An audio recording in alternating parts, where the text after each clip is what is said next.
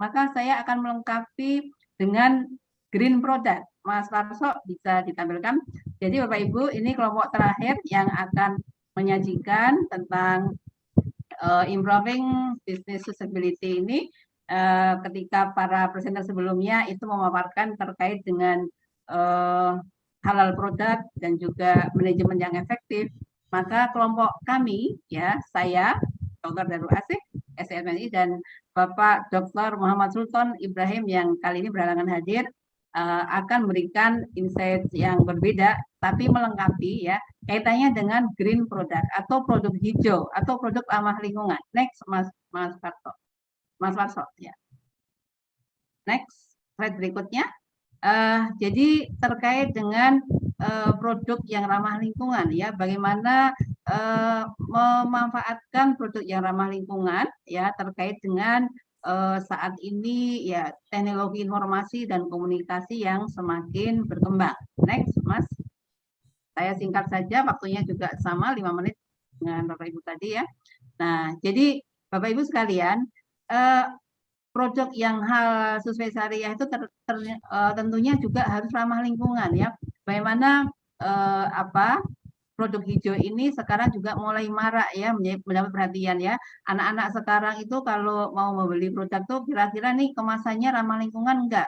Ini bahan-bahannya ramah lingkungan enggak? Nah, ini sudah mulai berkembang di generasi milenial sekarang. Saya perhatikan kami juga anak-anak itu kalau punya kemasan itu dikumpulkan nanti dikirimkan untuk didaur ulang, dan juga kami di komplek ini juga sadar lingkungan, ya, memilah-milah sampah, ada sampah organik, anorganik, sampah plastik, sampah yang bukan plastik, dan kemudian ada bank sampah, ada sedekah sampah. Nah, itu.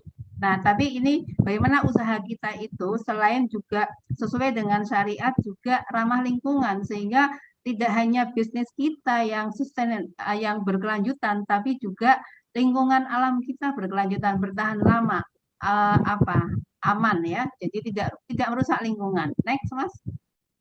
Nah, jadi kalau kita lihat siklus produk hijau itu, ya, dari produksinya, dari penyebarannya, distribusinya, kemudian dari penggunaannya, juga dari pembuangannya, semua harus ramah lingkungan. Ramah lingkungan berarti tidak merusak lingkungan, berarti tidak menimbulkan polusi, ya. Next.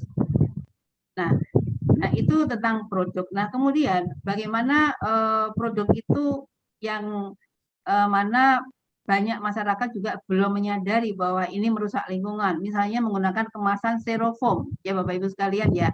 Kenapa tidak kardus saja yang cukup ramah gitu, ya. Kemudian kantong belanja juga. Nah, sekarang di beberapa toko juga sudah tidak lagi menyediakan kantong plastik. Kalaupun ada juga kantong plastik berbayar ataupun kantong plastik yang memang ramah lingkungan. Nah, maka ketika produk kita udah sesuai dengan kaidah-kaidah, sesuai dengan yang tidak merusak lingkungan tadi, maka kalau kita sudah punya usaha, ya, maka bagaimana usaha kita itu atau produk kita itu dikenal masyarakat, maka ya sebaiknya kita melakukan promosi. Tadi sudah disampaikan 4P dan seterusnya, ya. Nah, kaitan dengan promosi itu bagaimana? Yaitu menyampaikan produk kita pada khalayak. Nah, saat ini sangat mudah menyampaikan pada khalayak, cukup dengan WA, ya, WA group atau sosial media yang lain, TikTok kan, atau Instagram, atau Facebook, atau apapun, atau story, ya. Nah, orang-orang berjualan lewat story WA-nya, ya, statusnya. Nah, tersedia hari ini PO apa. Nah, itu Bapak Ibu sekalian bisa gunakan, ya, dari grup-grup arisan, ya, grup arisan atau orang tua murid, ya. Nah, saya sendiri juga sering melihat, ya, dan ada hari-hari tertentu yang kita bisa buka lapak dalam WA group itu, ya. Jadi mohon izin menyampaikan besok ada kita membuat produk ini PO dan seterusnya. Nah, ini promosi, ya Bapak Ibu, ya. Next, Mas. Jadi selain promosi juga ketika kita bersaing dalam bisnis, ya, tentunya kita juga akan banyak menghadapi para kompetitor atau pesaing, ya, sehingga kita bisa mengambil pelajaran, ya, bagaimana kita mengenali para pesaing, dan juga promosi yang kita lakukan itu harus terus-menerus dilakukan, dan juga kita harus memperhatikan juga apa yang dilakukan oleh pesaing, ya. Kemudian nilai jual apa yang dimiliki oleh pesaing, keunikan mereka itu apa. Nah, itu juga harus kita perhatikan sehingga kita akan bisa membuka peluang apa yang sekiranya tidak dilakukan oleh pesaing maka kita lakukan, ya. Nah, misalnya pesaing itu hanya menyediakan produk warna merah dan putih, maka kita punya peluang untuk membuka warna yang lain. Itu misalnya, ya, dan seterusnya. Nanti ada value-value apa atau keunikan-keunikan produk apa yang bisa disampaikan pada masyarakat supaya produk kita itu lebih menarik, ya. Next. Slide berikutnya. Nah, kemudian bagaimana kita mengembangkan bisnis itu dengan ya memperluas jaringan, ya. Makanya dengan adanya WAG, kita ikut acara-acara seperti ini, tentunya Bapak Ibu bisa berkenalan dengan kami, dengan para peserta yang lain untuk saling bertukar pikiran, untuk sharing-sharing, untuk juga membangun jejaring. Karena era sekarang itu bukan era lagi persaingan secara frontal, tapi bagaimana berkolaborasi, ya. Jadi punya bisnis yang sama itu bisa berkolaborasi. Nah, next, waktunya juga sudah, saya juga disiplin dengan waktu yang saya punyai. Nah, pelayanan Bapak Ibu sekalian juga sangat penting, bagaimana kita memberikan pelayanan yang baik, ya, service excellence, sehingga itu bisa menjadi kelebihan juga, ya. Mungkin produk orang lebih baik, tapi kurang servisnya, kurang memuaskan, kurang ramah, maka kita penuhi dengan layanan-layanan yang tidak disampaikan oleh pesaing, ya. Next, Mas.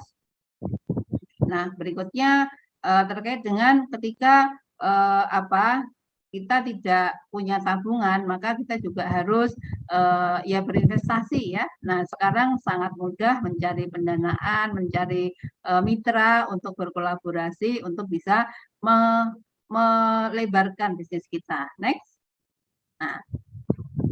Nah, kemudian kaitannya dengan pengelolaan uang, ya.